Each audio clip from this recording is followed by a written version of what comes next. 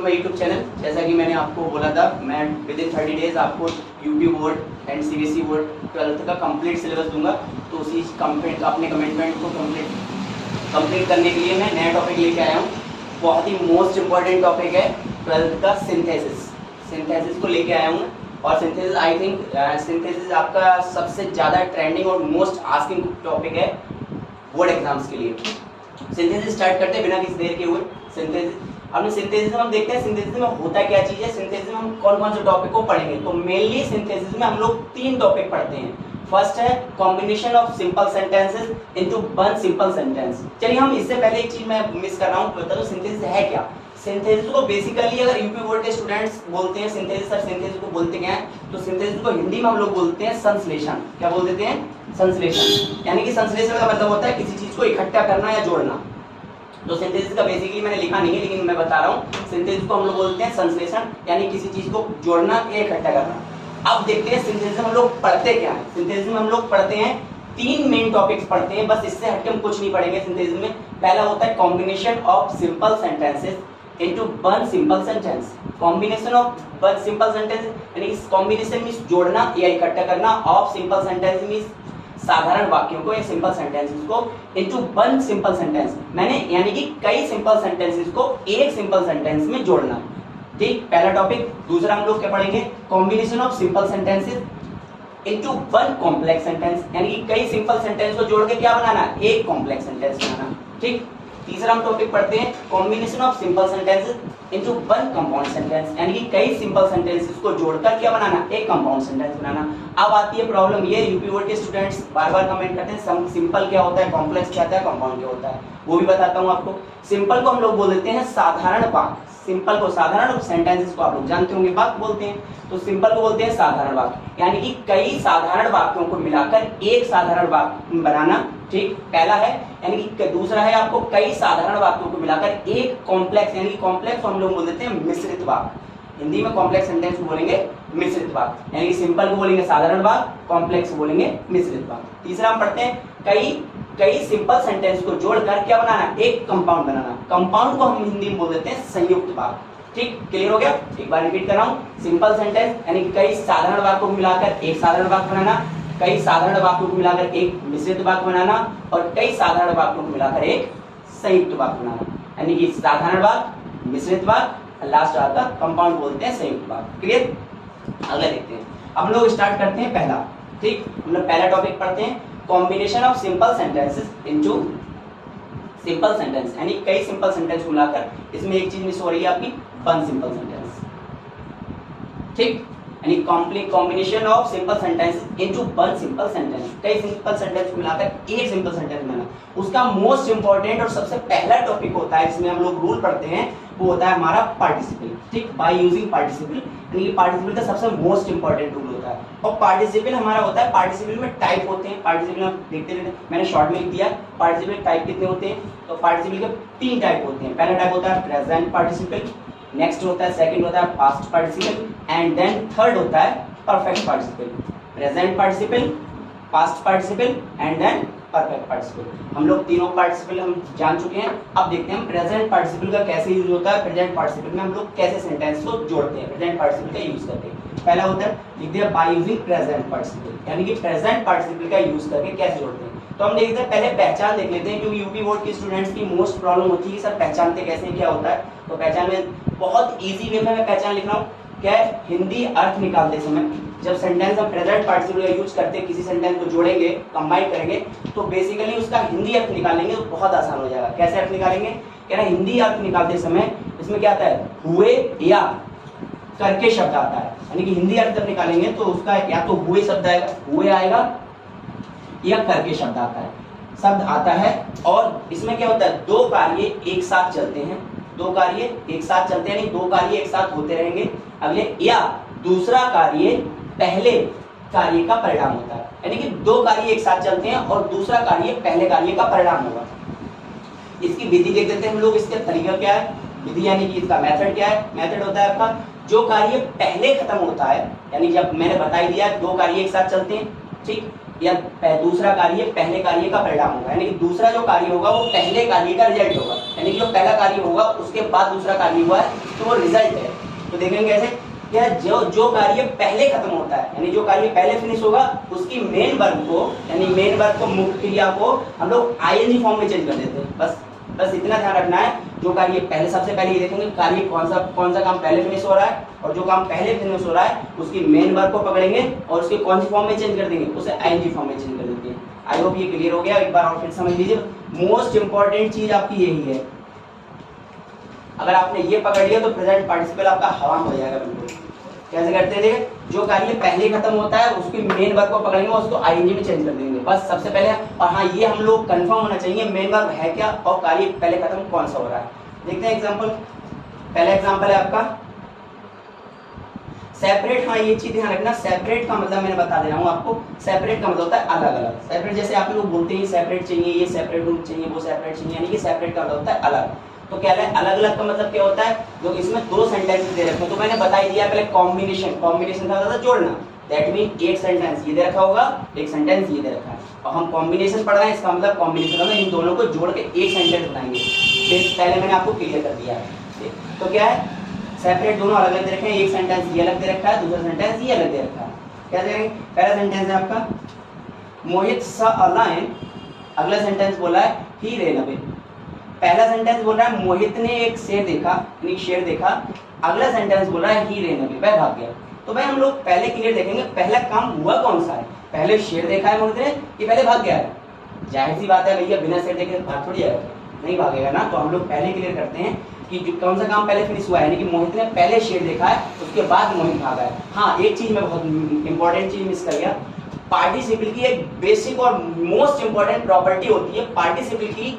Participle में दोनों काम हो रहे होंगे, दोनों काम का सब्जेक्ट सेम होगा। बस पार्टिसिपल, अगर कोई टीचर पूछ ले आपसे कभी भी कोई पूछे कि पार्टिसिपल की अगर पहचान बताओ, तो पार्टिसिपल की पहचान ये होती है दोनों काम हो रहे होंगे, दोनों का सब्जेक्ट या डूअर, कुछ भी बोल सकते हो, सब्जेक्ट या डूअर सेम होता है, एक ही व्यक्ति होगा, तब तो पार्टिसिपल है, अदरवाइज पार्टिसिपल नहीं है।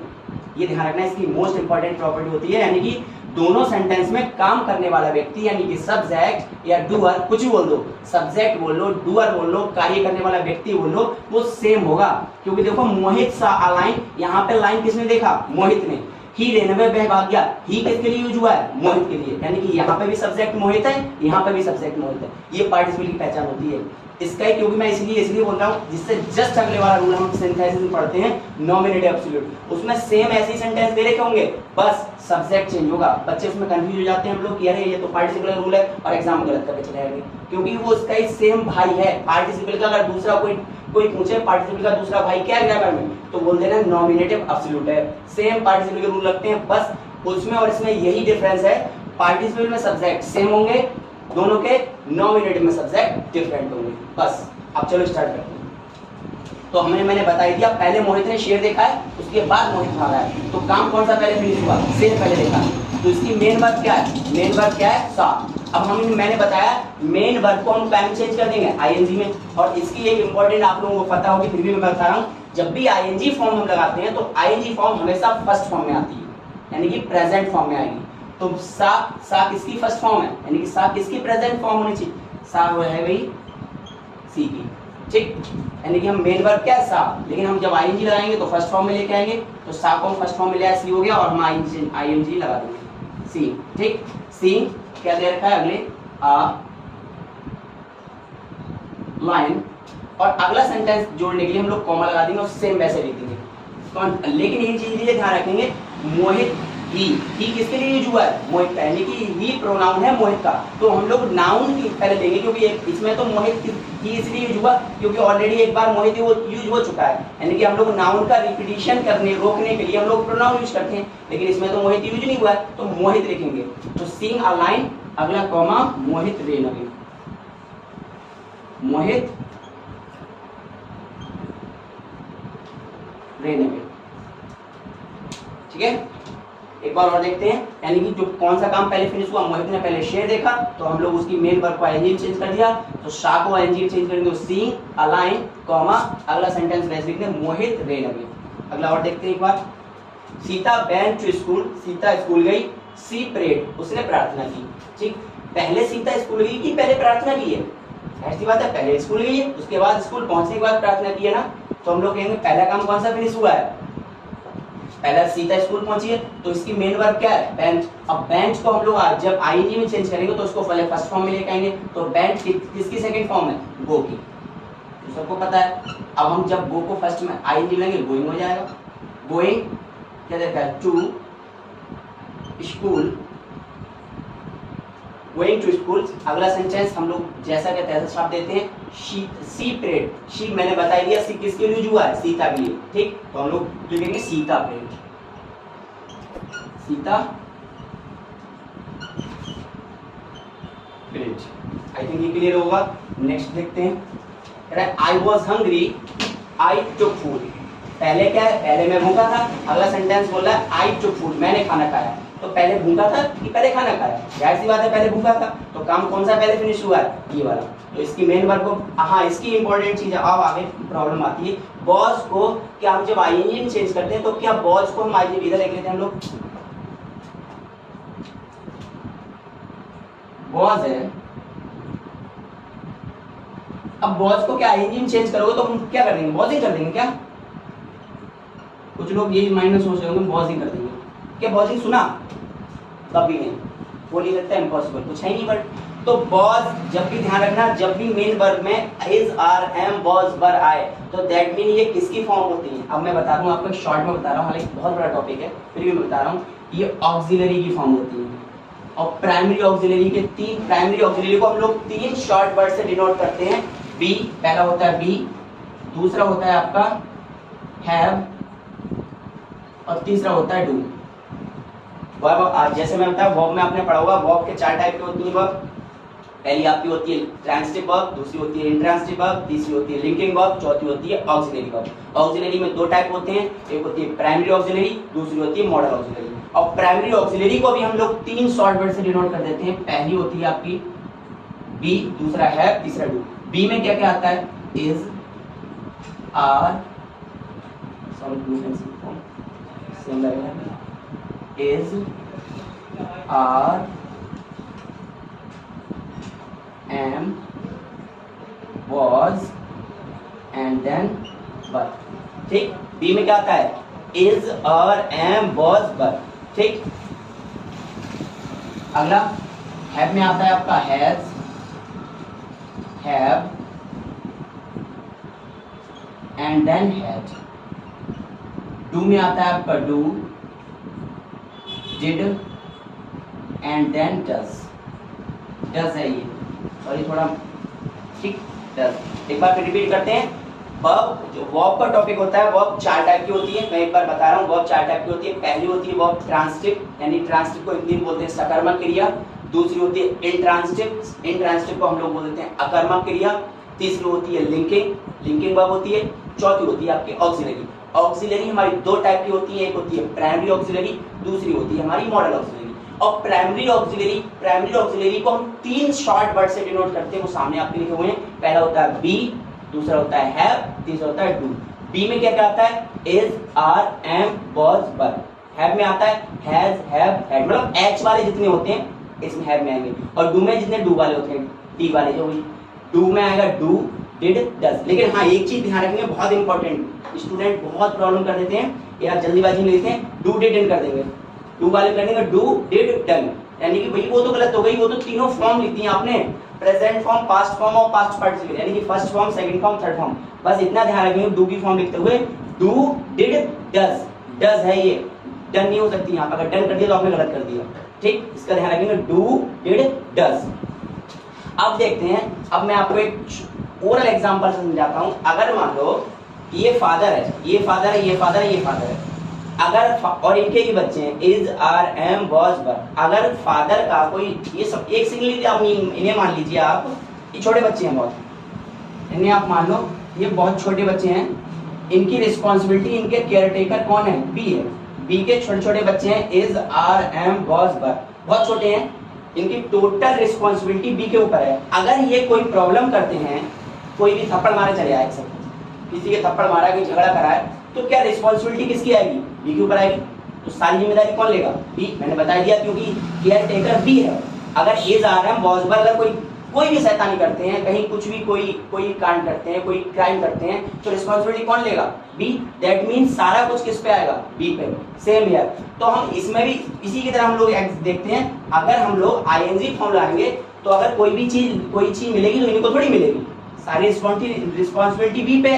तो जो भी चीज मिलेगी, सजा मिलेगी, तो बी को बुलाया जाएगा सबसे पहले, क्योंकि इसकी केयरटेकर कौन है? बी। तो हम यहाँ पे भी आईएनजी फॉर्म चेंज करेंगे, वॉज वर्ब नहीं चेंज करेंगे। तो आईएनजी हम किस में लाएंगे? बी में। आई होप क्लियर हो गया। एक बार फिर बोल रहा हूँ, क्योंकि ये बच्चे हैं, अगर कोई जिम्मेदारी आती है तो जिम्मेदारी किसके? फादर की आएगी भी, तो वही हम लोग लेंगे। तो रियल में अगर हम लोग आईएनजी फॉर्म लाएंगे तो इनमें आईएनजी नहीं लाएंगे, हम आईएनजी किस में लाएंगे? बी में। तो हम लोग क्या कर देंगे? इसको चेंज कर देंगे हम लोग बीइंग में। बी है, मैंने बताया दिया इसकी इज़ार वॉज वर्ब की कौन? बी की फॉर्म है, तो हम लोग बी में आएंगे, लाएंगे, बन जाएगा, क्या बन जाएगा? बी। थोड़ा प्रॉब्लम हुई, नीचे आ गया। बीइंग, ठीक। बीइंग अगले के रखा है हंग्री,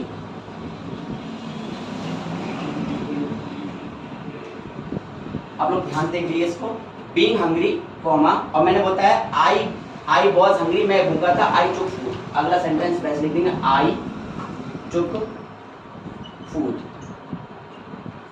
ठीक, फिर से देखते हैं एक बार। मैंने बोला था वॉज वर्ब रियल में किसकी फॉर्म होती है? बी की, तो हम आईएनजी बी में लगाएंगे, यानी कि हो जाएगा बीइंग हंग्री कॉमा आई टुक फूड। हाँ, अब आपको बताते हैं, इसकी आपने बोला था हिंदी अर्थ निकालते से हुए या करके आया। कोई अगर क्वेश्चन पूछते हैं आप लोग कि सर हुए या करके, तो कहीं दिखाने अर्थ निकालते हैं। देखो सेंटेंस था मोहित सा अलाइन, मोहित ने एक शेर देखा, ही रेन अवे, वह भाग गया। अब एक सेकंड को इन सेंटेंस को भूल जाओ, पहले ध्यान से देखना। मोहित सा अलाइन, मोहित ने एक शेर देखा, ही रेन अवे, भाग गया। इसको एक्चुअली हम लोग हिंदी में जोड़ते हैं, तो हम लोग हिंदी मोहित, मैं बोलूं मोहित सा अलाइन, मोहित ने एक शेर देखा, ही रेन अवे, भाग गया। हम दोनों बातों को एक लाइन में बोलने की कोशिश करेंगे।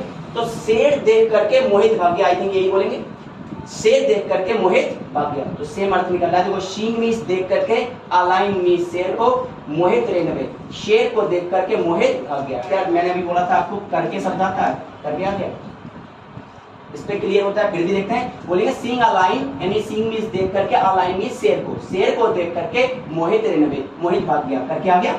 अगले में भी देखते हैं इसको प्रयोग करके। Sita went to school, Sita school गई, सी प्रेयर्ड, उसने प्रार्थना की। तो हम बोलेंगे गोइंग टू स्कूल, स्कूल जा करके, सीता प्रेयर्ड, सीता ने प्रार्थना की। Going to school, going to means जा करके, टू स्कूल मींस स्कूल को, सीता प्रेयर्ड, सीता ने प्रार्थना की, करके आ गया। अगले देखते हैं, आई वॉज हंग्री, मैं भूखा था, आई टुक फूड, मैंने खाना खाया। तो बोलेंगे भूखा होकर के, बीइंग मींस होकर के, हंग्री मींस भूखा, भूखा होकर के, आई टुक फूड, मैंने खाना खाया। आई थिंक सारे रूल पे, सारे सेंटेंस पे हमारी जो पहचान है वो क्लियर स्विचेबल हो रही है, नहीं क्लियरली हमारे फिट हो रही है। आई थिंक आपको ये क्लियर हो गया होगा। नेक्स्ट वीडियो में आपको, चलो मैं नेक्स्ट आपको बताता हूँ प्रेजेंट पार्टिसिपल के ये 3 बेसिक वो होते हैं। प्रेजेंट पार्टिसिपल का एक आपको पैसिव वाला बनता है, वो पैसिव वाला आपको बताता हूँ। अगले देखते हैं हम लोग, आप लोग प्रेजेंट पार्टिसिपल देखिए। अब हम लोग देखते हैं past participle, by using past participle. Past participle देखते हैं पहचान क्या होती है। मोस्ट इंपॉर्टेंट चीज हम लोग पहचान, अगर हम लोग पहचान लिया तो हम लोग 110% पार्टिसिपल में कभी गलती नहीं करेंगे। तो बस इंपॉर्टेंट चीज होती है पहचान। अब आप जिस वे में समझे, मैंने कोशिश की है इजीएस्ट से इजीएस्ट वे में आपको समझाने की कोशिश की है, बहुत ही इजीएस्ट वे में समझाने की कोशिश की है। देखता हूँ, कह रहे हैं ये वर्ब की थर्ड फॉर्म होता है, यानी पास्ट पार्टिसिपल होता है वो वर्ब की थर्ड फॉर्म होता है, और इसका यूज, इसका प्रयोग हम लोग कैसे करते हैं? एडजेक्टिव की तरह करते हैं, यानी कि पास्ट पार्टिसिपल जो भी होगा वो वर्ब की थर्ड फॉर्म होगा, और इसका यूज हम लोग कैसे करेंगे? एडजेक्टिव की तरह। एग्जांपल देखते हैं, Ram found his purse, Ram को उसका पर्स मिल गया। अगला सेंटेंस बोल रहा है इट वॉज लॉस्ट, ये खो गया था। तो मैंने आपको पहचान में बताया ये पास्ट पार्टिसिपल होता है, ये क्या होता है? वर्ब की थर्ड फॉर्म होता है। तो अब देखो पूरे सेंटेंस में वर्ब की थर्ड फॉर्म नहीं दिखी, पूरे में देखेंगे रामन नहीं दिखा, फाउंड थर्ड फॉर्म हो सकती है, ठीक नहीं कह सकते, लेकिन थर्ड फॉर्म नहीं हो सकती, क्योंकि सब्जेक्ट के साथ में डायरेक्ट थर्ड फॉर्म कभी नहीं आती। ठीक, यानी ये थर्ड फॉर्म कैंसिल होगी, थर्ड फॉर्म नहीं हो सकती है। ठीक, हिज नहीं हो सकता, पर्स तो वही नाउन है, इट आपका प्रोनाउन है, वॉज वर्ब है, लॉस्ट, हाँ लॉस्ट, देखिए लॉस्ट क्या है? लॉस्ट आपकी थर्ड फॉर्म है। कैसे? क्योंकि is are am was verb मैंने बता दिया ये होती है बी वर्ब। बी वर्ब के बाद में या तो आईएनजी फॉर्म आती है या आईएनजी फॉर्म अगर नहीं आएगी तो थर्ड फॉर्म आएगी। मैंने अभी बताया था, अभी थोड़ी देर पहले आपको बताया था।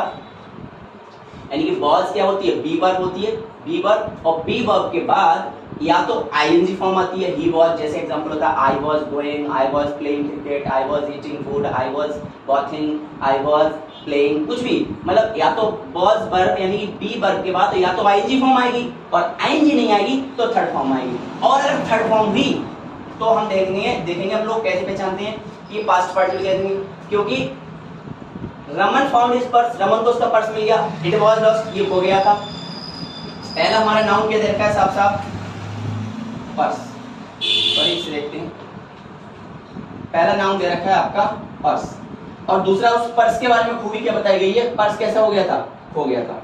दैट मीन पहला नाउन दे रखा है पर्स, और उस नाउन की खूबी क्या बताई गई है? नाउन मैंने पर्स क्या हो गया था? खो गया था। दैट मीन अगर जो नाउन की विशेषता बताता है या नाउन को मॉडिफाई करता है वो क्या होते हैं? एडजेक्टिव होता है। एडजेक्टिव होता है, एडजेक्टिव जी तो कंफर्म है, नाउन या प्रोनाउन की जो मॉडिफाई करते हैं वो क्या होते हैं? एडजेक्टिव। दैट मीन हम लोग श्योर हो गए, पहली चीज तो ये वर्ब की थर्ड फॉर्म है। पहली चीज हम लोग देखेंगे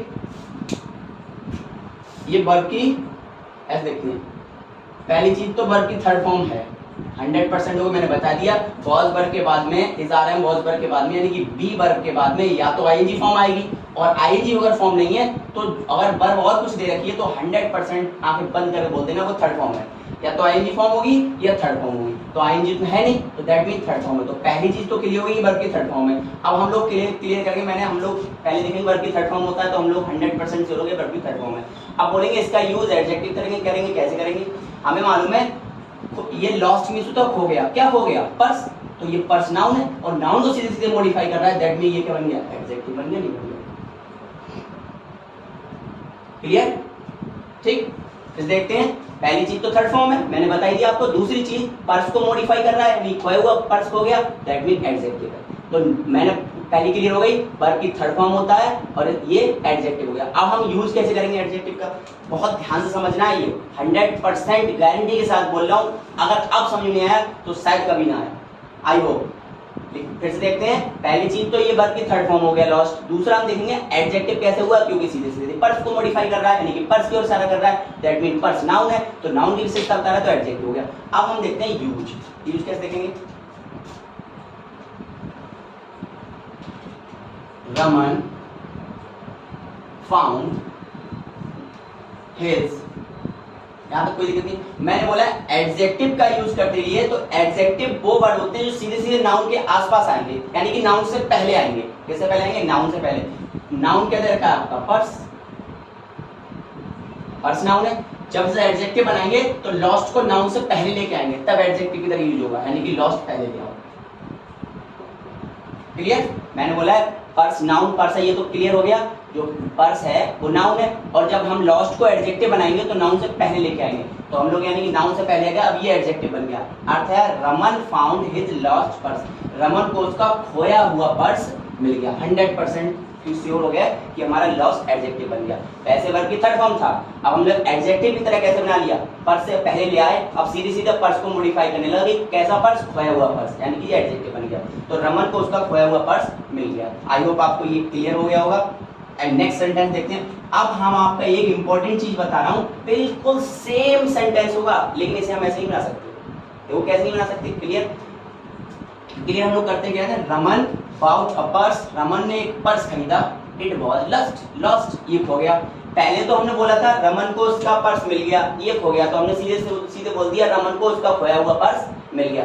सेंटेंस भी क्लियर हो, क्योंकि ऊपर भी अर्थ यही बोल रहा है रमन को पर्स मिल गया, इट वॉज लॉस्ट ये खो गया, तो हमने सीधे बोल दिया Raman found his lost purse, यानी कि रमन को उसका खोया हुआ पर्स मिल गया, यानी कि दोनों के मीनिंग सेम हो गए। दैट मीन ये तो सेंटेंस क्लियर हो गया। अब हम लोग देखेंगे Raman bought a purse, Raman को एक पर्स मिला, इट वाज लॉस्ट ये खो गया था। अगर हम क्या ऐसा बोल सकते हैं रमन को उसका Raman bought a purse, Raman ने एक पर्स खरीदा, इट वाज लॉस्ट ये खो गया था। क्या हम ऐसा बोल सकते हैं रमन ने खोया हुआ पर्स खरीदा? गलत हो जाएगा भाई। क्या खोया हुआ पर्स कौन खरीदता है? इसमें बोला है रमन ने पर्स खरीदा, पहले खरीदा है, दैट मीन उसके बाद इट वाज लॉस्ट ये खो गया।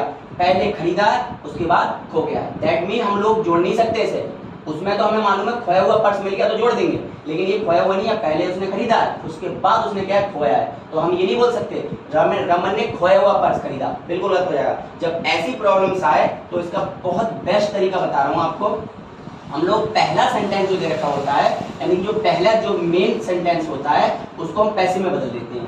पैसे में कैसे बदल देते हैं? पैसे में हमने रूल में पैसे को बताता हूँ, ऑब्जेक्ट सब्जेक्ट वर्ब ऑब्जेक्ट, और पैसे का होता है ऑब्जेक्ट का सब्जेक्ट, सब्जेक्ट का ऑब्जेक्ट, वर्ब की थर्ड फॉर्म। तो ऑब्जेक्ट किधर लिखा है? आ पर्स, ठीक, बाउट। अब बच्चे एक बार जरूर बोलेंगे सर आपने वर्ब नहीं लगाई, पैसे में तो वर्ब आनी चाहिए, हेल्पिंग वर्ब आनी चाहिए, लेकिन हम लोग इसको क्लियर करने के लिए हम वर्ब को पोर्शन को लास्ट में ले आएंगे, ठीक। देखिए इसी सेंटेंस को जो वर्ब होगी वही वर्ब मॉडिफाई कर देंगे। तो हम लिखेंगे Raman bought a purse, bought by लगाते हैं, वो तो पता है, वर्ब के बाद में प्रीपोजिशन बाई लगाते हैं, पैसे का रूल होता है, मेन वर्ब की third form plus preposition by, उसके बाद रमन सब्जेक्ट का ऑब्जेक्ट, सब्जेक्ट क्या है? रमन का ऑब्जेक्ट बना देंगे बाई रमन।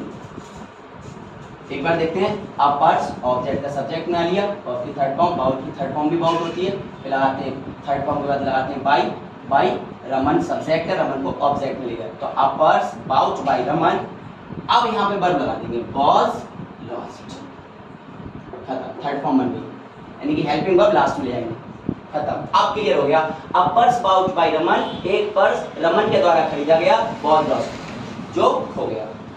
आई थिंक ये क्लियर हो गया होगा। पास्ट पार्टिसिपल आपके क्लियर होंगे।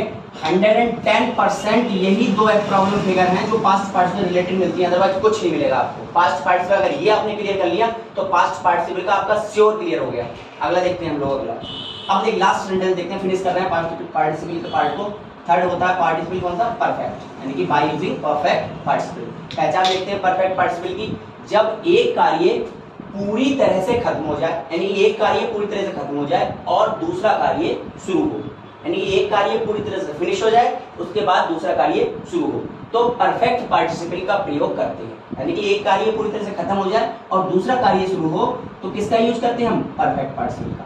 नोट पॉइंट है इसमें परफेक्ट, बच्चे बार बार बोलते हैं, बहुत बच्चे कंफ्यूज होते हैं कि सर प्रेजेंट पार्टिसिपल और परफेक्ट पार्टिसिपल में बहुत कंफ्यूजन रहती है कि सेंटेंस प्रेजेंट पार्टिसिपल बनाए या पास्ट पार्टिसिपल बनाए। आपकी यही कंफ्यूजन दूर करने के लिए मैंने नोट पॉइंट लिखा है, इसे दिमाग में छाप लीजिए। 110% कभी प्रेजेंट पार्टिसिपल और परफेक्ट पार्टिसिपल में नहीं मिलेंगे आप, केवल एक नोट पॉइंट ध्यान से पढ़ लेना। क्या होता है? एक कार्य खत्म होने और दूसरा कार्य शुरू होने में थोड़ा समय लगे, ये परफेक्ट पार्टिसिपल की ये पहचान होती है।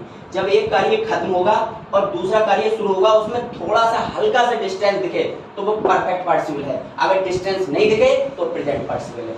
एक बार रिपीट कर रहा हूं मैं, अगर एक कार्य खत्म होने में और दूसरा कार्य शुरू होने में हल्का सा भी डिस्टेंस दिखे, हल्का सा भी टाइम दिखे, हल्का सा भी समय दिखे, बीच में अंतराल दिखे, गैप दिखे, कुछ भी दिखे तो समझ लेना परफेक्ट पार्टिसिपल है, अदरवाइज प्रेजेंट पार्टिसिपल है। That's it.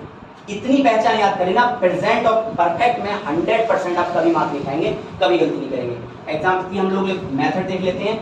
जो कार्य पहले खत्म हो उसकी मेन वर्ब को हैविंग प्लस वर्ब की थर्ड फॉर्म में बदल देते हैं, यानी कि जो कार्य पहले खत्म होता है उसकी मेन वर्ब को पकड़ेंगे और उसको हैविंग प्लस वर्ब की थर्ड फॉर्म में बदल देंगे। दूसरा इसका नोट पॉइंट है, अगर सेंटेंस पैसिव हो, अगर सेंटेंस पैसिव हो तो having plus being plus verb की थर्ड फॉर्म लगाते हैं। अगर सेंटेंस पैसिव होगा तो having plus being plus verb की थर्ड फॉर्म लगाते हैं। आई थिंक ये क्लियर हो गया होगा। एग्जांपल देखते हैं हम लोग परफेक्ट पार्टिसिपल के।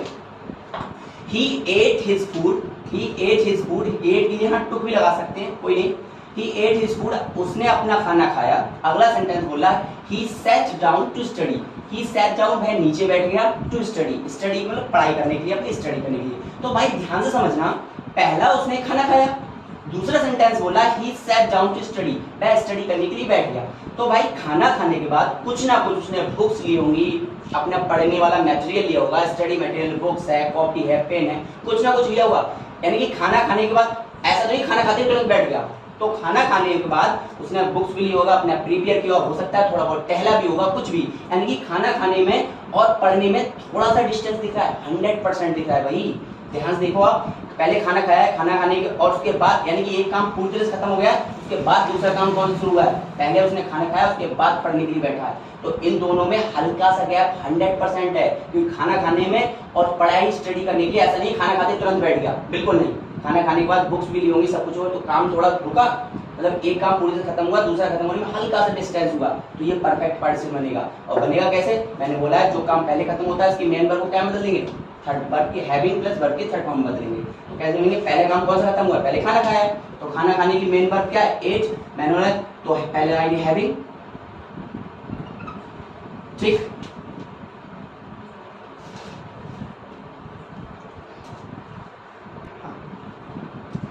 हैविंग, और हैविंग के बाद मैंने बोला थर्ड फॉर्म, तो एट की थर्ड फॉर्म होती है eaten, having eaten food, clear, having eaten food, clear, comma लगा के और अगला सेंटेंस बाहर कर देंगे, सेम सेंटेंस अगला लिख देंगे, ही sat down to study।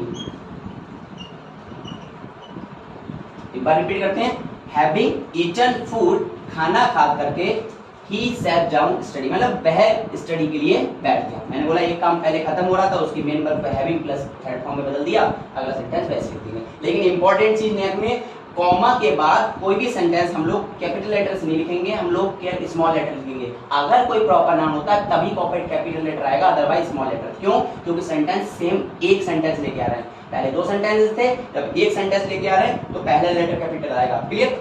अगला सेंटेंस देखते हैं, Ram finished his exam, Ram ने अपने एग्जाम फिनिश किया, ही वेंट होम, वह घर चला गया। तो पहले एग्जाम फिनिश किया या पहले घर गया, तो पहले एग्जाम फिनिश किया, तो उसकी मेन वर्ब को मैंने बोला पहले हैविंग लगाएंगे, इसकी मेन वर्ब की थर्ड फॉर्म ऑलरेडी फिनिश की थर्ड फॉर्म भी फिनिश ही होती है, हैविंग फिनिश्ड हिज एग्जाम। अब मैंने बोला है राम या ही किसके लिए यूज हुआ है, राम के लिए, तो हम लोगों ने अभी तक राम यूज नहीं किया, तो हम लोग नाउन लिखेंगे, यानी कि राम लिखेंगे, Ram went home, went home, I think having finished his exam, Ram went home. अब मैंने बोला है यहाँ पे कैपिटल लेटर आएगा क्योंकि प्रॉपर नाउन है, बस प्रॉपर नाउन ही कैपिटल लेटर से आएगा, अदरवाइज सब स्मॉल से आएंगे, ठीक, क्योंकि राम प्रॉपर नाउन है इसलिए कैपिटल से आएगा।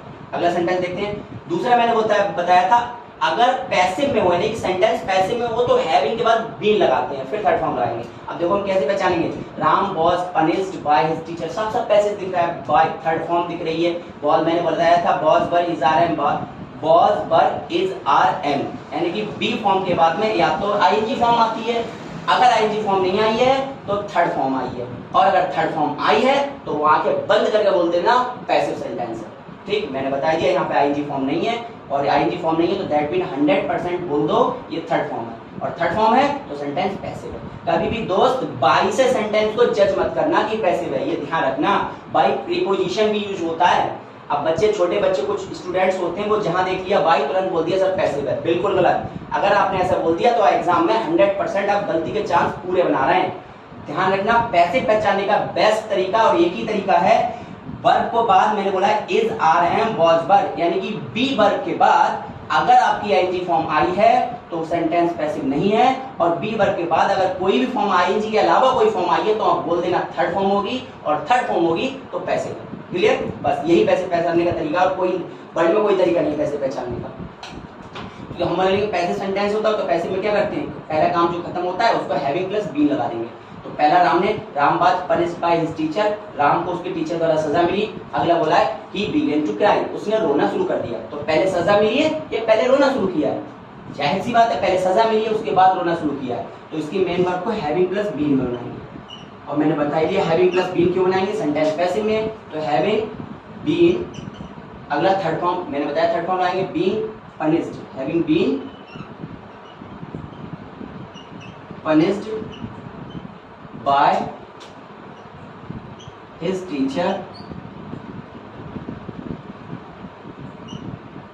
कॉमा मैंने बोला सुनील के लिए ही यूज हुआ है, लेकिन हमने ही क्यों यूज हुआ है मैंने बता दिया, कई बार रिपीट कर रहा हूं, क्योंकि सुनील नाउन है, नाउन का रिपीटिशन रोकने के लिए हम लोग प्रोनाउन यूज करते हैं, तो हमने अभी तक नाउन यूज नहीं किया है तो हम नाउन यूज करेंगे, यानी कि सुनील लिखेंगे, सुनील begin to cry,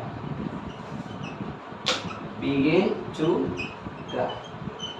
ठीक, आई होप ये क्लियर हो गया होगा आपको।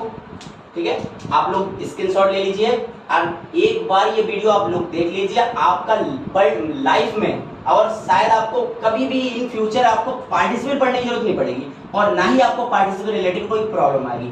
मैंने सारे जितने भी मेन पॉइंट्स थे, मेन फैक्ट्स थे पार्टिसिपेट रिलेटेड या जितने भी वीक पॉइंट्स थे, मैंने सारे कवर कर लिए। Thanks for watching.